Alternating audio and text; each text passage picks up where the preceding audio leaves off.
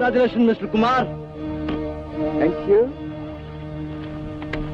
ತಾವ್ ಯಾರು ಅಂತ ಗೊತ್ತಾಗ್ಲಿಲ್ಲ ನನಗೆ. ನನ್ನ ಹೆಸರು ಆನಂದ್ ಅಂತ. ಪಕ್ಕದಲ್ಲಿ ಒಂದು ದೊಡ್ಡ ಎಸ್ಟೇಟ್ ಇದೆ. ನನ್ನ ರಾತ್ರಿ ಕಳ್ತನ ಗಂಧದ ಮರನೆಲ್ಲ ತಾವು ಹಿಡಿದ್ಬಿಟ್ರಿ ಅಂತ ಈಗ ತಾನೇ ಅವರು ಹೇಳಿದ್ರು. ಆ ನ್ಯೂಸ್ ಕೇಳಿ ತುಂಬಾ ಸಂತೋಷ ಆಯ್ತು. ತಮ್ಮಂತ ಸಾಹಸಿಗಳು ನೋಡ್ಬೇಕು ಅಂತ ಆಸೆ ಆಯ್ತು, ಬಂದ್ಬಿಟ್ಟೆ. ನಮ್ಮ ಸಾಹೇಬ್ರಂತ ಧೀರ ನೋಡಿ ಧೈರ್ಯ ಸಾಹಸ ಲಕ್ಷ್ಮಿ ಅಂತ ದೊಡ್ಡವರು ಹೇಳಿರೋದು. ಇದನ್ನ ಹೇಳಿದವರು ಇನ್ನೊಂದನ್ನು ಹೇಳಿದಾರಪ್ಪ. ಯಾವುದು? ಒಂದೊಂದ್ ಸಲ ಧೈರ್ಯ ಸಾಹಸ ಪ್ರಾಣಕ್ಕೆ ಅಪಾಯ ತರುತ್ತೆ.